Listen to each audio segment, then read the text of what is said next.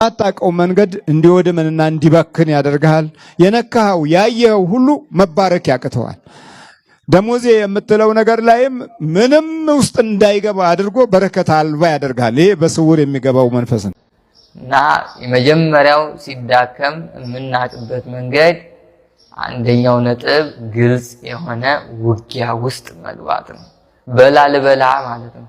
ይልሃል፣ ትለዋለህ፣ ትጥለዋለህ፣ ይጥልሃል፣ ታሸንፈዋለህ፣ ያሸንፋል። አንድ ቀን ታሸንፋለህ፣ በሌላው ቀን ታሸንፈዋለህ። እግዚአብሔር በስውር እንደሚያይ ሁሉ ይሄኛውም በስውር ሲገባ አታቀው፣ ግን ሲጀምርህ አንዳንድ ምልክቶች ያሳያል። ሲዳከሙ የምናውቅበት ብዙ ነጥቦች አሉ። አሁን ሶስቱን ልንገራችሁ ወይም 1 3 4 ነጥብ ልጥራላችሁና ትምህርታችንን በዚሁ እንጨርሳለን። በጣም ሲደክማቸው የምናውቅበት ነጥብ አንደኛ መናፍስት ሲደክማቸው የምናውቅበት ነጥብ እግዚአብሔር በስውር እንደሚያይ ሁሉ ይሄኛውም በስውር ሲገባ አታቀው፣ ግን ሲጀምርህ አንዳንድ ምልክቶች ያሳያል። ቅዠት ምናምን፣ አንዳንዴ መንፈራገጥ፣ አንዳንዴ መኝታህን መለወጥ፣ አንዳንዴ አቅጣጫ ትራስህን ማዛባት፣ እነዚህ አንዳንድ ምልክቶቹ ናቸው። ሌሊት መባተት፣ ድንገት መበርገግ፣ የልብ መምታት በየሰዓት እየጠበቀ እነዚህ ጠባያቶቹ ናቸው።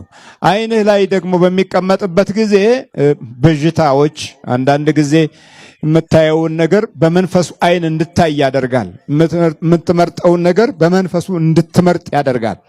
ውስጥ የህይወት ምርጫ ላይም ሁሉ በስውር ብዙ ነገሮችን ያዛባብሃል። የምትይዘውን በረከት እንድታጣው ይታገለሃል። የጨበጥከው ላይ በአንድ ጊዜ በማታቀው መንገድ እንዲወድምንና እንዲበክን ያደርጋል። የነካው ያየው ሁሉ መባረክ ያቅተዋል። ደሞዜ የምትለው ነገር ላይም ምንም ውስጥ እንዳይገባ አድርጎ በረከት አልባ ያደርጋል። ይሄ በስውር የሚገባው መንፈስ ነው። በስውርም የሚሰልቡህ አሉ፣ በስውርም የሚነጥቁህ አሉ። እግዚአብሔር በስውር የሚያይህ ከሆነ በግልጽ ይህንን ጠላትህን እንድትቋቋም የሚያግዝህ ታዲያ የዕለት አምልኮት ሲኖርህ ነው። ጠዋት 21 ማታ 21 ስብሐት ለአብ ስብሐት ለወልድ ስብሐት ለመንፈስ ቅዱስ ሃሌሉያ ለአብ ሃሌሉያ ለወልድ ሃሌሉያ ለመንፈስ ቅዱስ እያልክ ሰግደህ ወይ 27 ሰግደህ ስትወጣ እጅህን ወደ እግዚአብሔር ስለዘረጋህበት እጅህ የነካው ነገር ሁሉ ተባርኮ ይውላል። እየሰማችሁ ነው? ተባርኮ ይውላል። በቃ የምትጽፍም ከሆነ የምትጽፈው መልካሙን በጎውን ለአንተ የሚሆነውን ነው። እንዲህ ያላመለክበት እጅና ያልሰገድክበት ጉልበት ሁል ጊዜ በስውር ለሚያይ ጠላት እጅ ውስጥ ይገባል። ማታም ደግሞ ዝም ብለህ መተኛት አይደለም። በስውር ለሚያይባትህ እንደዚሁ ክብር ምስጋና ይግባ ብለህ ሰግደህ በርከክ ብለህ ጸልየህ ቅዱሳንን አመስግነህ የመላእክት እርዳታን ጠይቀህ በስውር ነው የሚያዩት።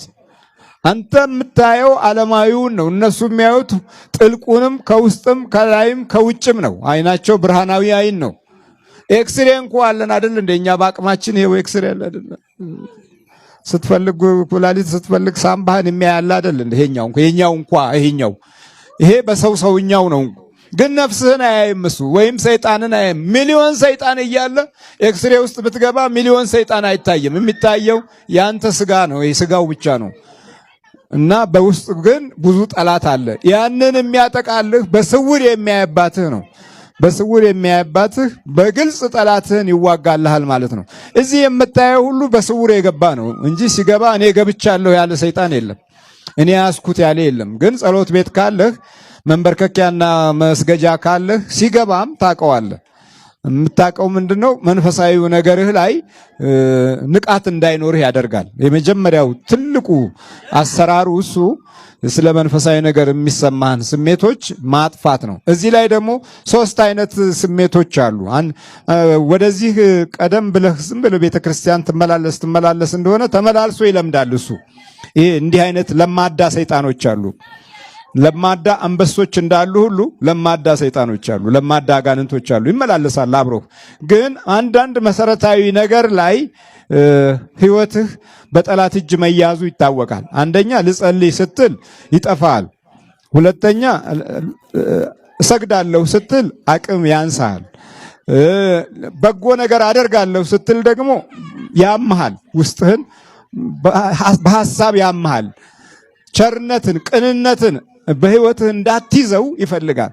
ይሄ ዝም ብሎ ማቶስቶስና ወሬ ብቻ መንሸዋከክ ብቻ ያበዛብሃል። ይሄ በቃ ወደ ቤተክርስቲያን የገባ ሾካካ ነው ማለት ነው። ሾካካ ሰይጣን አለ። ሹክክ ይልና አብሮ በቃ እዚሁ ይለማመዳል።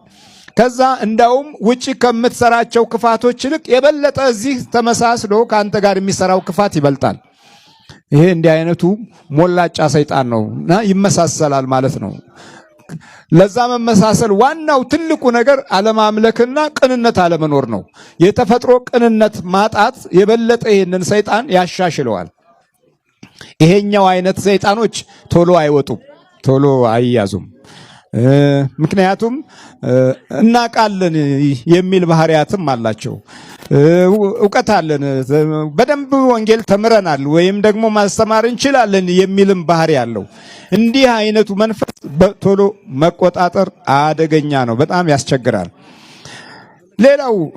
ሌላው ምንም ስለ መናፍስት ጉዳት ሳታቅ ወደዚህ ስትመጣ በቅጽበት የመነቃነቅ ችሎታ አለው። ቶሎ ይያዝልሃል። ለምን?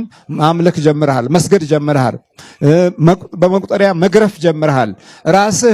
ራስህን ለእግዚአብሔር አሳልፎ የመስጠት ኃይልና መንፈሳዊ ልምምድ እያደረክ ነው።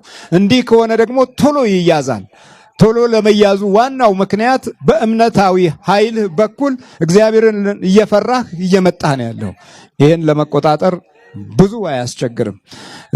ደግነትንም ቅንነትንም የበረከት ስራዎችንም ለመስራት ውስጥ ቶሎ ስለሚዘጋጅ የዚህ ጊዜ ምህረቱ ፈጠን ይላል።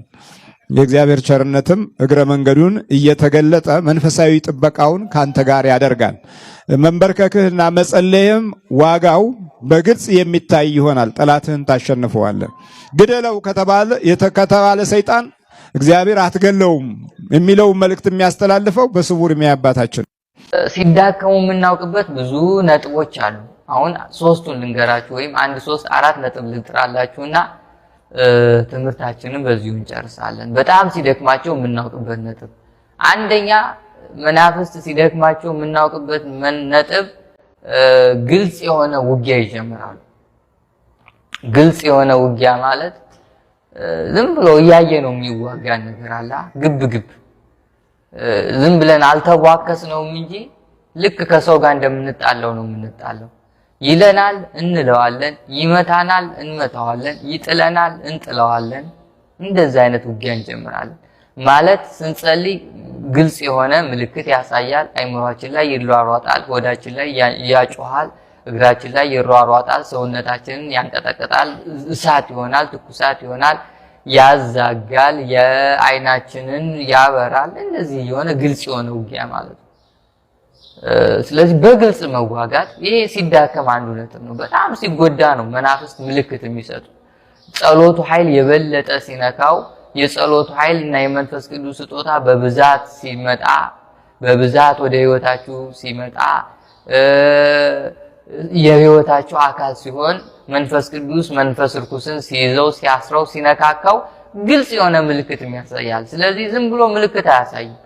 ሰዎች ብዙ ጊዜ ጸልየው ምልክት የማያዩበት መንገድ አለ። ይሄ የሚሆነው አንደኛ ልብ ወይ አልተከፈተም ይሆናል፣ ወይ በተመስጦ መጸለይ አቅቷቸው ይሆናል፣ ወይ ከእግዚአብሔርን የሚያዩበት መንፈሳዊ አይን ተዘግቶ ይሆናል። ብቻ የሆነ ስህተት ኑሮ ነው እንጂ በንጽህና ንስሐ ገብተን ከተዋጋ ነው ብዙም ሳይቆይ ምልክት ያሳያል። ምልክት የሚያሳየው ግን ሲዳክም ነው ማለት ነው። ስለዚህ በጣም ሲደክሙ የምናውቀው ምልክት ያሳያል። ምልክቱ ደግሞ ግልጽ ነው። አይምሮ ላይ መንቀሳቀስ፣ ጆሮህን ጭው ማድረግ፣ ልብህን ላይ መንቀሳቀስ፣ ሰውነትህ እንደ ሰዓት መሆን፣ አንደበትህን ማዛጋት፣ አይንህን ፍዝዝ ማድረግ፣ ከእግርህ መንቀሳቀስ እንዲንቀጠቀጥ ማድረግ፣ ሆድህን እንዲጮህ ማድረግ፣ ለሽንት ቤት የሚጋብዙና ወደ ሽንት ቤት የሚወስዱ ነገሮች በጸሎት ሰዓት ማምጣት፣ ህልመ ሌሊት በተደጋጋሚ መምታት፣ ይሄ ውጊያው አንድ ክፍል ነው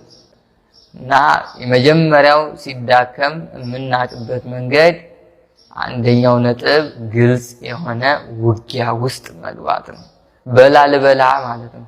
ይልሃል፣ ትለዋለህ፣ ትጥለዋለህ፣ ይጥልሃል፣ ታሸንፈዋለህ፣ ያሸንፋል። አንድ ቀን ታሸንፋለህ፣ በሌላው ቀን ታሸንፈዋለህ። አመድ ታደርገዋለህ የሆነ ጊዜ ደግሞ አንተን ዱቄት ያደርጋል። እንደዚህ አይነት ውጊያ ውስጥ ትገባላችሁ ማለት ነው። ሌላው ሁለተኛ ነጥብ በጣም ሲዳከም በአካል ታዩታላችሁ። በህልም በራእይ ተኝታችሁ በጣም ሲደክመው አይናችሁ ላይ ውልብ ይልባችኋል። እንደዚህ ዝም ብሎ ልፍ ይላል። በጣም ሲደክመው ሌሊት ቁጭ ብሎ ታዩታላችሁ። ቀንድ አብቅሎ አይኑን አጉረጥርጦ ጭራ ይዞ ጥፍሩ ረጃጅም ሆኖ እንደዚህ ታዩታላችሁ። ቁጭ ብሎ ወይም ሲሄድ ታዩታላችሁ። እንግዲህ እንደዚህ ምናምን ብሎ ይሄዳል። ስለዚህ መታየት ማየት፣ በአካል ማየት፣ በህልም ማየት፣ በራእይ ማየት፣ የማየቱን ጥበብ የምታገኙት ሲደክም ነው። ካልደከመ አታየውም። ተመሳስሎ ይችላል አንተን መስሎ እንዲያወራ እየተናገረ እየበላ ህይወትን እያመከነ ጊዜን እየጨረሰ በረከትን እየነጠቀ አይምሮን እያበላሸ እያቃጠለ ቁጭ ብሎ ይኖራል ዝም ብሎ።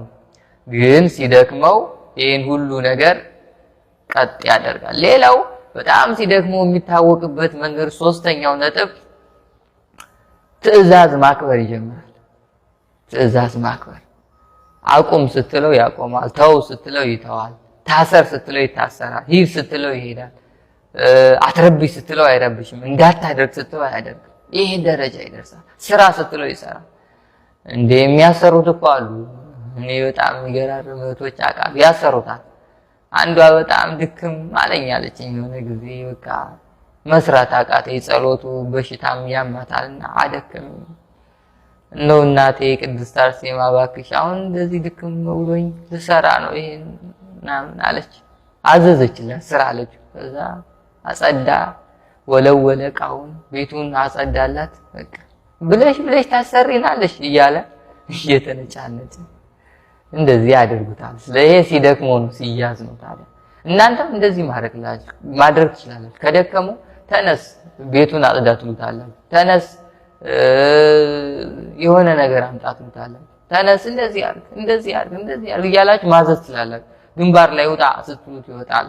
ግንባር ላይ ታስረ ተቀመጥ ስትሉት ይታሰራል። እንዳታደርግ ስትሉት አያደርግም። ልጆችን እንዳታይ አብረህ እንዳትናገር አይኔ ላይ ተነስ፣ ጆሮዬ ላይ ተነስ፣ ልቤ ላይ ተነስ፣ አይምሮ ላይ ተነስ ትሉት ይነሳል። አያይም፣ አይመሳሰልም ማለት። ስለዚህ ሌላው በጣም ሲደክመው በጣም ሲዳከም ትዕዛዝ ያከብራል ማለት ነው። መዳከም አሁን አባቶችንም ትዕዛዛቸውን እኮ የሚያከብረው ከሱ ኃይል በላይ የነሱ ኃይል ስለሚበዛ ነው። በሌላ ቋንቋ እናንተም የሚታዘዛችሁ ከመናፍስቱ ኃይል በላይ የመንፈስ ቅዱስ ኃይል ከእናንተ ጋር ሲሆን ነው። መንፈሱ ከሚያጠፋውና ከተሰጠው መናፍስታዊ የሆነ ጉልበት በላይ የእናንተ የጸሎት ጉልበት ሲበዛ ነው። የእናንተ የስግደት ጉልበት ሲበዛ ነው። የበረከት ስራ ጉልበት ሲበዛ ነው። እንደዛ ሲሆን ሌላው አራተኛው ነጥብ በጣም ሲዳከም መለያየት ነው። መለያየት ማለት እናንተ ሌላ እሱ ሌላ ይሆናል። እናንተ ስታስቡ ሌላ እሱ ሲያስብ ሌላ፣ እናንተ ስታወሩ ሌላ እሱ ሲያወራ ሌላ። የእናንተ አካል ለብቻ ያወራል፣ የእሱ አካል ለብቻ ያወራል። እናንተ ለብቻ ታስባላችሁ፣ እሱ ለብቻ ያስባል። እናንተ ለብቻ ስራችሁን ሰራላችሁ፣ እሱም ለብቻው። እንደዛ ለመለያየት ድሮ ተመሳስሏል የሚያጠፋው አሁን ልዩነት ይመጣ ሲደርስ።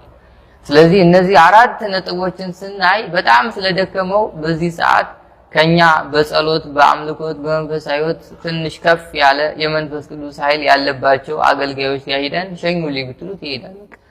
ካህናት ጋር ሄደን ጸሎት አድርጋችሁ አውጡልኝ ብትላችሁ ውጣ ሲሉት ይወጣል። ምንም አቅም የለውም፣ ደክሟል። እንደዚህ በውዴታ ፈልጎ ተቀጥቅጦ ተገዝቶ ታዞ በጸሎት አሸንፋችሁት የጸሎታችሁ ኃይል ከሱ ኃይል በላይ ሆኖ ስታዙት ውጣ ስትሉት ይወጣል፣ ሂድ ስትሉት ይሄዳል፣ አቁም ስትሉት ያቆማል፣ ስራ ስትሉት ይሰራል። እንደዚህ ነው መናፍስት የሚወጡት በውዴታ ማለት ነው። ፈቅደው ፈልገው ደክሟቸው ነው በሌላ ቋንቋ ተቀጥቅጠው ተገዝተው አቅማቸውን አጥተው ጭቃ ሆነው ጭቃ ነው ጨርቅ ሆነው ማለት ጨርቅ እስከሚያደርግ ቀጠቀጠኝ ይላሉ። እንደዛ ቅጥቅጥ አድርጋችሁ ጸባይ ስታስገዟቸው ነው የሚወጡት ነው። እና መናፍስት ጋር ባለው ትግል መጀመሪያ ምልክት ማሳየት፣ ቀጥሎ መናፍስታዊ የሆኑ ማንነቱን መለየት ምን እንደሆነ ዛር፣ መተት፣ አይነት ቡዳ። አንዳንዴ ሲደግሞ ያወራል እኮ በጣም ሲዳከም ሌላው ባህሪው ይናገራል። በጣም እየቀጠቀጣችሁ ምንድነው ካላችሁ በጆሮአችሁ ምንነቱ ይናገራል። መተት ነኝ፣ አይነ ጥላ ነኝ፣ ዛር ነኝ ብሎ ያወራል። ይሄ ሲደክሙ በደንብ በዱላ ቅጥቅጥ አድርጋችሁ ስታዳክሙ፣ ስለዚህ መለየት አንደኛ ምልክት ይሰጣችኋል፣ ሁለተኛ ምን እንደሆነ ትለያላችሁ።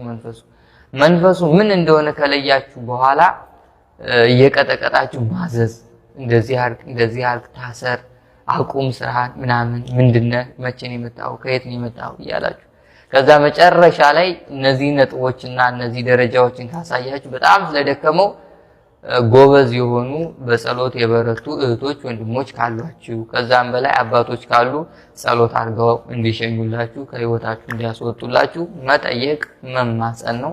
እነሱ ያባሩታል በአንዴ ማለት። ግን ብዙ ጊዜ ኑሮ ዝም ብሎ በአንዴ ጸሎት አድርጎ ፈንዳ ውጣ የሚባል ነገር አይደለም። ለሱም ቤቱ ነው። እሱም ብዙ ዓመት የኖረበት ነው። ጥፋት ያስተማረበት ነው። አላማው ነው። እንዴት ነው አላማው? ሰው እኮ ሙት ብትለው የሚሞተው መጨረሻ አቅሙ ሲያጣ ነው እንጂ ላለመሞት እኮ በሕክምና የሚጨረጨር ሰው ነው። እንግዲህ ስጋ ነው። መንፈስ ሲሆን ደግሞ አስቡ። እንደዚህ ስለሆነ ክፉን ኃይል እየገሰጸልን ሰማያዊ ኃይሉን እያበዛልን መናፍስትን ደግሞ ኃይላቸውን እያጠፋልን ለርስቱ ለመንግስቱ ያብቃን። አሜን።